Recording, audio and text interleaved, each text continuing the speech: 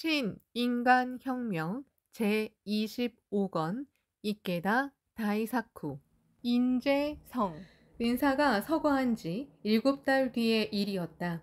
당시 학회의 모든 책임은 사실상 30살 신이치의 양 어깨에 달려 있었다. 사카우의 요시에가 이어서 말했다. 미스미역이 있는 지역은 미스미 총블럭이 되었습니다. 멤버들은 선생님이 미스미 항구에 도착해 구마모토현으로 첫 걸음을 내디디신 11월 16일을 미스미의 날로 정하고 분발하고 있습니다. 해마다 이날에는 지역의 여러분을 초대해 세미나 등을 열고 있습니다. 또 선생님이 방문하신 당시 미스미역에 있던 긴 의자를 지역의 멤버가 얻어와 소중히 보존하고 있습니다. 이 긴 의자를 얻어온 사람은 미스미 총블럭의 총블럭 위원, 현재의 지부 부임부장을 맡고 있는 사사이 유리였다. 사사이는 미스미 출신이었지만 결혼하고 나가사키현의 사세보에서 살다가 1956년에 입회했다. 남편은 1962년에 아이 넷을 남기고 세상을 떠났다. 사사이는 어쩔 수 없이 친정에 있는 미스미로 돌아와 회사에 다니며 아이들을 키웠다. 자신의 숙명을 신심으로 전환하자고 정하고 학회 활동에 열심히 도전했다. 사사이는 미스미에서 활동에 힘쓰면서 이 땅이야말로 신이치가 구마모토현을 방문하면서 첫 걸음을 내디딘 장소라는 사실을 알게 되었다. 감격으로 가슴이 벅차올랐다. 이윽고 사사이는 미스미 총블럭의 총블럭 위원이 된다. 우리 총블럭은 이를테면 구마모토 광포의 황금 같은 역사를 새긴 땅이다. 이 자각과 자긍심을 모든 미스미 동지의 흉중에 확립해 학회의 모범이 되는 총블럭을 만들자. 이렇게 결의한 사사이는 미스미 항구에서 신이치를 마중한 사람들의 이야기를 듣고 그 감동을 모두에게 전했다. 또 신이치가 미스미를 방문할 때 인연이 있는 무엇인가가 있지 않겠느냐고 생각했다. 여기 가서 보니 신이치가 방문했을 때 역사에서 사용하던 긴 의자가 폐기 처분되어 창고에 있다는 사실을 알게 되었다. 사사이는 그 의자를 얻어왔다. 이 긴 의자는 미스미 총블럭의 보배가 되었다. 모두 이 긴 의자를 보며 구마모토 광포를 향한 신이치의 마음을 그리고 서로의 마음을 분기시켰다. 신이치는 본부장 사카우에에게서 미스미 멤버의 이야기를 듣고 이렇게 말했다. 미스미 동지와 나는 만나지 못해도 마음은 함께입니다. 나는 미스미를 잊지 않겠습니다. 내 일념에 깊이 새겨져 있습니다. 또 여러분의 마음에는 내가 있습니다. 나와 함께 광선유포를 향한 결의를 새롭게 하고 분발해 주려 하고 있습니다. 여러분이 날마다 나와 마음속으로 대화하고 있기 때문입니다. 나와 도다 선생님도 그렇습니다. 매일 언제나 마음속으로 도다 선생님과 대화하면서 투쟁하고 있습니다. 내 마음에는 언제나 선생님이 계십니다. 내 기준은 어서이고 그 어서를 실제로 몸으로 읽고 실천하신 도다 선생님입니다. 이럴 때 선생님이라면 어떻게 하셨을까? 오늘 내 행동은 선생님의 정신에 맞는 행동일까? 선생님이 지금의 나를 본다면 기뻐하실까 슬퍼하실까? 그리고 반드시 선생님이 기뻐하실 수 있는 승리의 투쟁을 하자고 나 자신을 고무했습니다. 그것이 내 용기의 원천입니다. 상승의 원동력입니다. 사제부리는 스승의 마음을 자신의 마음으로 하여 살아가는 일이다. 또 언제 어느 때라도 기심의 엄연히 스승이 있어야 사제부리는 시작된다. 아무리 사제의 길을 외쳐도 자신의 마음속에 스승이 없으면 이미 불법이 아니다. 스승을 자신의 마음 밖에 있는 존재로 여긴다면 스승의 행동도 지도도 자신의 내면적인 규범이 되지 못한다. 그리고 스승이 나를 어떻게 보는가라는 스승의 눈과 평가가 행동의 기준이 되고 만다. 그렇게 되면 스승이 엄하게 이야기하니까 열심히 하지만 시간이 나면 쉬엄쉬엄 하자는 요령주의에 빠지기 십상이다. 그렇다면 자기 신심의 심화도 없고 인간 혁명도 없다. 만일 간부가 그렇게 되고 만다면 불법 정신은 사라지고 청정한 신앙의 세계도 이해타산에 젖은 세법의 세계가 되고 만다. 기심의 사제부리의 대도를 확립해야만 영법 구주가 있다. 신이치는 미스미 멤버가 11월 16일을 미스미의 날로 정해 분발하고 있다는 이야기를 듣고 학회 기념일의 의의에 관해 말했다. 학회도 여러 기념일을 정해놓고 있지만 그 기념일의 연원으로 돌아가 그 역사와 정신을 자자손손에게 전하여 해마다 새롭게 결의하고 출발하는 일이 중요합니다. 그저 근행의 정도만 열면 그만이라는 식이면 결의의 공유도 감동도 없거니와 그렇다면 이미 유명무실화되고 형식화되어 타성에 흘렀다고 해야 합니다. 기성불교에서 개최하는 의식 대부분이 그렇게 되었지만 우리는 영원히 그 전철을 밟으면 안 됩니다. 학회 의식은 광선유포를 향한 결의를 서로 확인하고 새로운 출발을 서로 맹세하는 신심과 정신을 촉발시키는 장입니다. 그러려면 각 기념일의 연원을 확실하게 배우는 일도 중요합니다. 지금까지의 역사도 기념일도 모두 현재임으로 바꾸어야 그 의미가 있습니다. 그 점에서도 내가 방문한 날을 기념해 세미나를 열어 지역 광포를 크게 추진하려는 미스미 여러분은 훌륭합니다. 그 모습에 기념일에 참된 정신이 있습니다. 진심으로 감사드립니다. 스니치가 사카오이에게 이렇게 말했다. 미스미 여러분의 건투를 기려 기념으로 짧은 글을 증정하겠습니다. 미스미 일대를 무슨 지역이라고 부릅니까? 우토반도입니다. 준비해놓은 색지 위로 스니치의 펜이 달렸다. 잊지 못할 가을 11월 16일 오토반도 벗들이 맺은 마음과 마음의 유대. 아, 잊지 않으리. 색지를 건네받은 사카 우에가 눈물을 글썽였다. 간담회에 참석한 사람들은 시니치와 미스미 동지가 맺은 황금의 유대를 보는 듯했다. 마음은 보이지 않는다. 하지만 마음은 이어진다. 계속해서 아서 본부장 무라노 히로미가 보고했다. 저는 구마모토 시내에 살고 있지만 파견 간부로서 아소 지역을 담당하고 있습니다. 아소에도 은방울꽃이 피었습니다. 무라노는 주부지방보다 북쪽에 있는 지방과 홋카이도에서 주로 피는 은방울꽃이 규슈의 아소에도 피었다고 전하고 싶었다. 그런데 시니치는 은방울꽃은 언급하지 않고 무라노의 집에서 담당 지역인 아소까지 얼마나 걸리는지 물었다. 차로 편도 2시간 정도 걸립니다. 그러자 시니치가 차종과 배기량, 성능, 그리고 자동차 할부금에 관해 잇따라 질문했다. 매일매일 운전하며 다니는 만큼 발휘되는 차의 안정성과 경제적인 면을 확인하고 싶었다. 사람이야말로 학회의 최고 재산이다. 그러므로 시니치는 모든 학회원이 절대로 교통사고가 나지 않도록 언제나 세심하게 주의를 기울였다. 무라노가 자신의 차에 대해 이야기하자 시니치는 웃음을 지으며 이렇게 말했다. 그렇다면 괜찮군요. 안심했습니다. 무사고로 사명의 천지에서 힘내 주십시오. 이어서 현 북쪽에 있는 다마나에서 본부장을 맡고 있는 하라야 에이타가 자기소개를 했다. 40살인 그는 토목 건축점을 하는 다부진 체격의 장년이었다. 형제 10명 중 6명이 총블럭 이상의 간부로서 활약하고 있다고 했다. 시니치가 물었다. 사업은 괜찮습니까? 지금은 정말로 순조롭습니다. 실은 6년 전에 아버지가 1,500만 원이 넘는 빚을 남기고 야반도주하셨습니다. 그때는 절망의 늪이 빠졌지만 토목 건축점을 하는 두 남동생과 신신 근본으로 협력해 도전한 결과 빚을 모두 갚을 수 있었습니다. 그 일을 계기로 불법을 절대적으로 확신하게 되었습니다. 지금은 오히려 아버지에게 진심으로 감사하고 있습니다. 1971년 9월 아버지의 연대보증을 선 숙부가 토목 건축점을 하는 하라야 에이타를 찾아왔다. 아버지가 자취를 감추었다고 했다. 아버지도 토목 건축점을 운영했는데 기와를 만드는 사업에도 손을 댔다가 실패했다. 하지만 큰아들 에이타를 비롯해 둘째 쇼타와 셋째 마사테루가 부채를 상환하기 위해 경제적으로 지원하고 있었다. 남동생들도 토목 건축점을 운영했고 아버지의 빚을 거의 다 갚아가고 있었다. 숙부는 에이타에게 아버지가 빚을 갚을 수 없어 도망친 것이 아니냐라고 말했다. 절대로 그럴 리 없다고 생각했다. 에이타는 바로 두 남동생을 불렀다. 형제끼리 서로 이야기했지만 아버지가 도망친 이유를 전혀 알 수 없었다. 그런데 아버지가 사라졌다는 사실을 알고는 업자와 은행 담당자가 빚을 받으러 연이어 몰려왔다. 삼형제는 그들이 내미는 차용 증서를 보고 얼굴이 새파랗게 질렸다.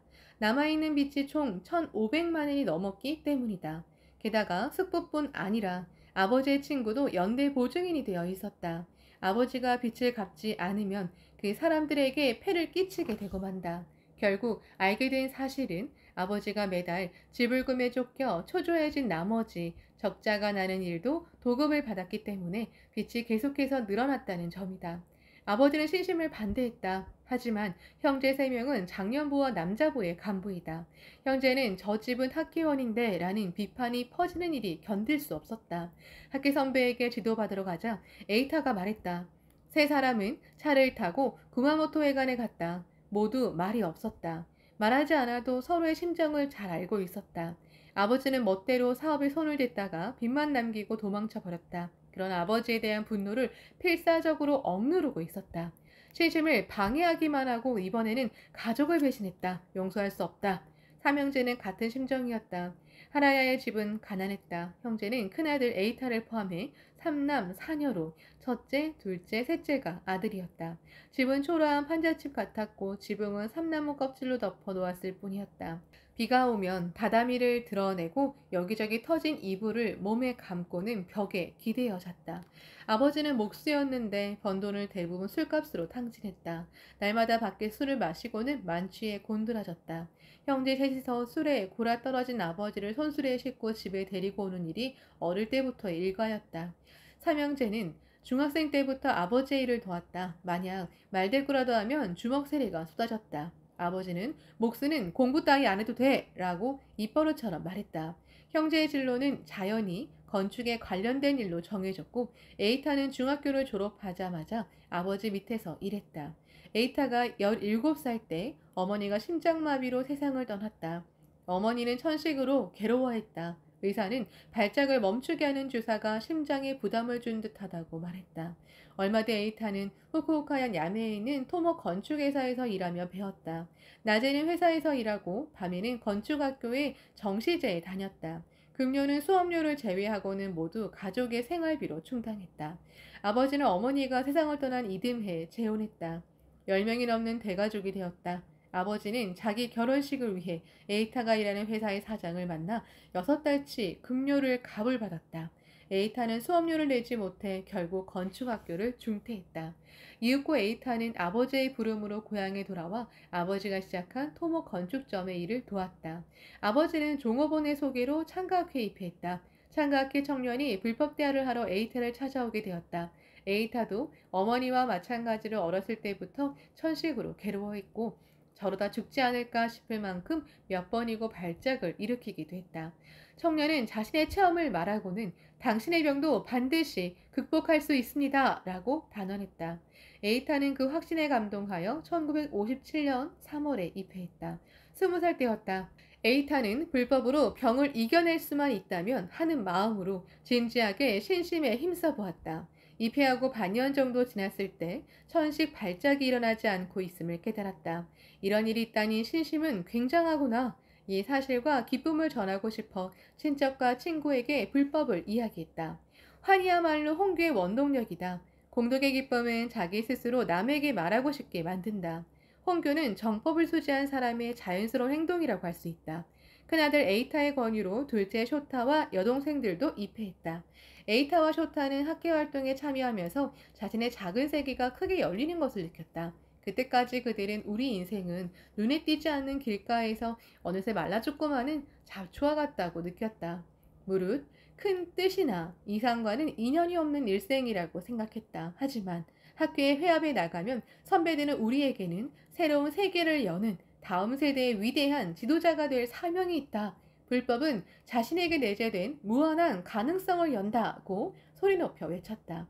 주위에 있는 사람은 진흙이 묻은 작업복 차림의 농가 청년과 기름 냄새가 밴 점퍼 차림의 공장 청년들이다. 양복을 입고 넥타이를 맨 사람은 얼마 없었다. 그런데도 모두 불타고 있었다. 화상을 입을 만큼 뜨거운 연기를 발산하고 눈빛을 빛내면서 붉게 상기된 표정으로 사람들의 불행을 못 본 채 할 수는 없습니다.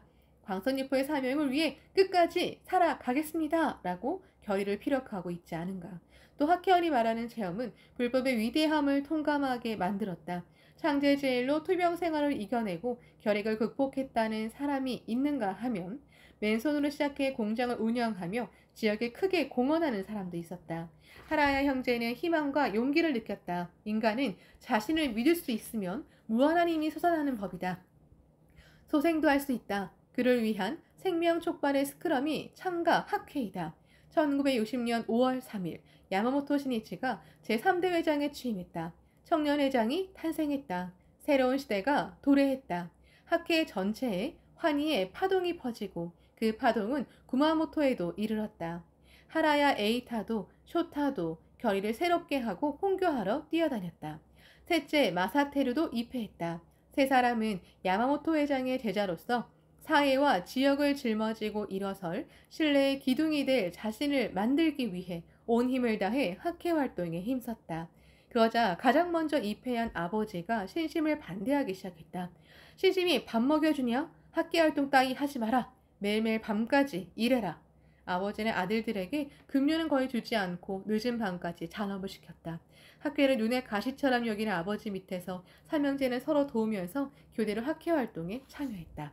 1963년 하라야 에이타는 기타 구마모토 지부의 남자부 책임자가 되었다. 그리고 남동생들도 조직에서 남자부의 중액으로 성장했다. 하지만 아버지가 이해해주지 않아 생각만큼 활동할 수 없는 일이 무엇보다 괴로웠다.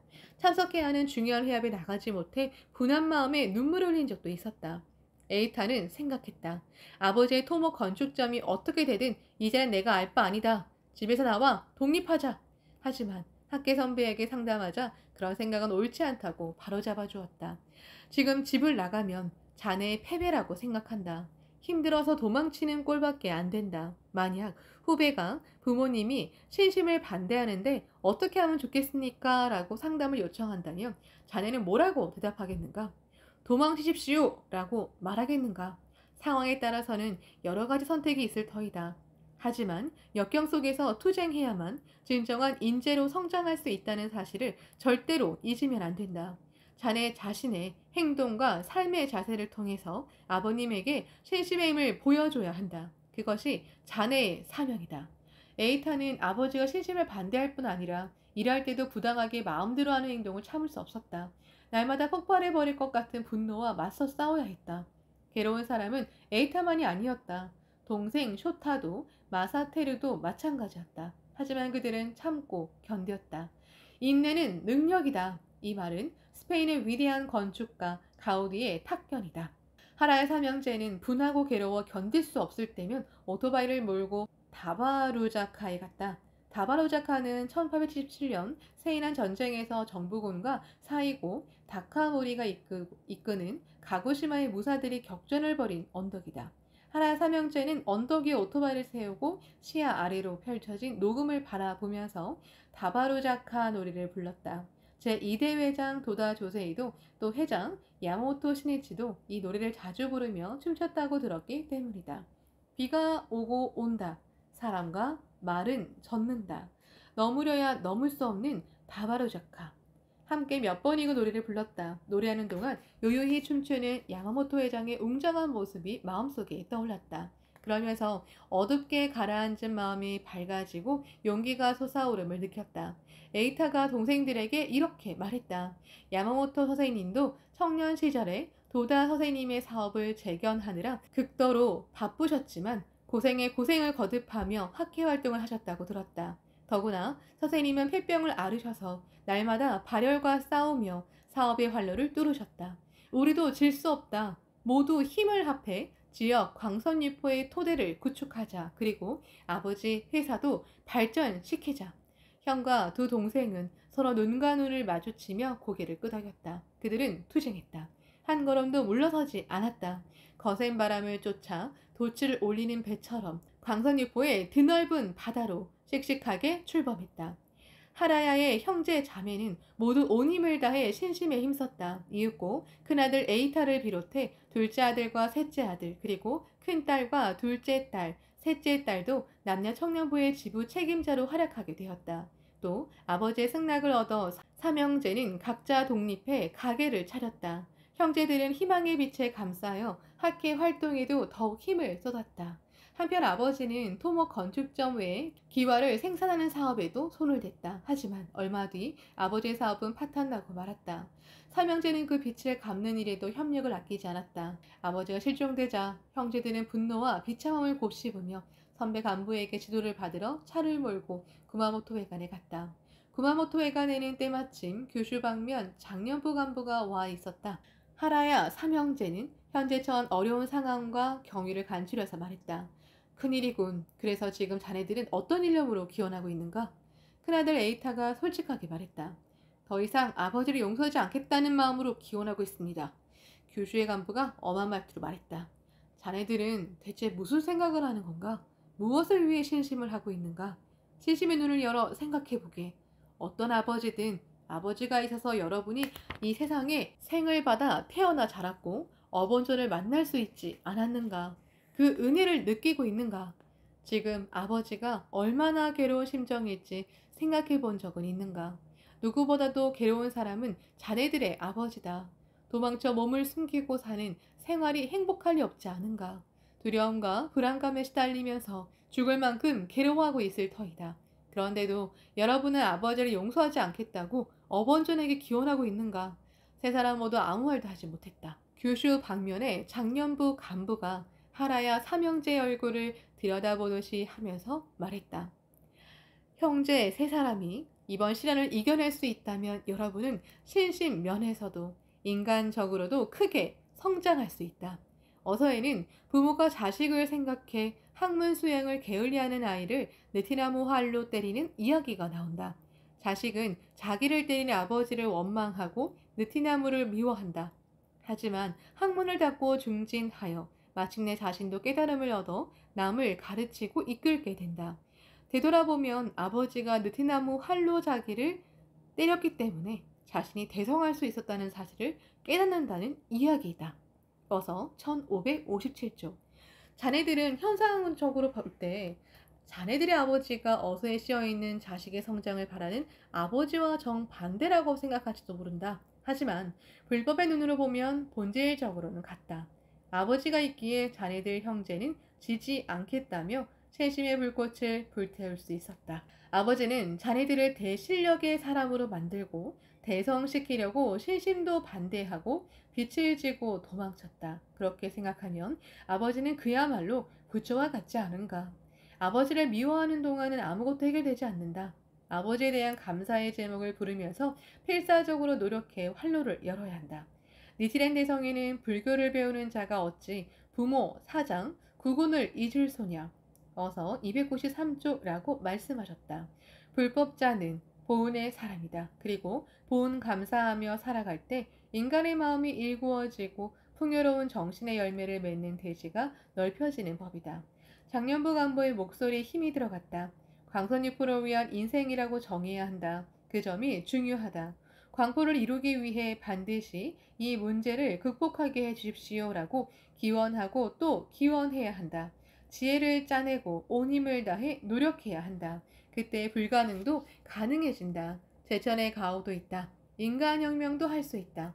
광선유포에 살아가겠다는 사람을 어번존이 돌보지 않을 리가 없지 않은가. 하라야 에이타도 동생 쇼타와 마사테루도 장년부 간부의 얼굴을 뚫어지게 바라보며 지도를 들었다. 아버지의 빛을 어떻게 할지는 세 사람이 상의해서 결정할 문제이다. 어떻게 하든 간에 동업자도 주위 사람들도 모두 자네들의 모습을 지켜보고 있다. 자네들은 야마모토 선생님의 제자이지 않은가? 사자왕의 자식이지 않은가? 지금이야말로 야마모토 문화생의 강함을 신심의 실증을 나타낼 때이다. 하나하나의 상황에 성실하고 진지하게 대처해서 학회원은 과연 대단하다라고 이야기를 듣도록 해야 한다.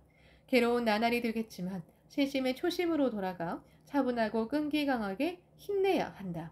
자네들은 한번 정하면 흔들리지 않는 희고의 고집쟁이가 아닌가. 삼형제의 얼굴이 결의로 빛났다. 돌아오는 길에 차가 다바루자카 근처에 다다랐다. 세 사람 모두 예전에 이 언덕 위에서 어떤 일이 있어도 광선유포를 위해 꿋꿋이 살자고 함께 맹세한 일을 떠올렸다. 지금 그야말로 세 사람의 인생은 너무래야 넘을 수 없는 다바루자카에 접어들었다. 하지만 삼형제의 가슴에는 비에도 폭풍에도 지지 않는 도전의 투혼이 새빨갛게 불타오르고 있었다. 사람은 고난해지는 것이 아니다. 투혼을 잃어 스스로 패배하는 것이다. 사람은 땅에 쓰러져도 투혼이 있는 한 일어설 수 있다. 법적으로는 세 사람이 아버지의 부채를 떠맡을 이유는 없었다. 하지만 하라의 삼형제는 아들인 자신들이 힘을 합쳐 아버지의 빚을 갚자고 마음을 정했다. 아버지는 신심을 하지 않게 되었을 뿐 아니라 반대까지 했다. 하지만 에이타와 두 동생은 창각회의 하라야 형제로 알려져 있었다. 빚은 아버지의 문제라며 상관하지 않는다면 많은 사람이 울게 되고 자신들의 신용도 학회에 대한 신뢰도 사라져버리게 된다. 세 사람은 어떠한 거린이 된다 해도 법화경에 흠을 내들이지 말지어다 어서 1163조라는 성언을 떠올렸다. 학회에 흠을 내서야 되겠는가 하고 생각했다. 하라야 에이타는 동생 쇼타와 마스테루에게 말했다.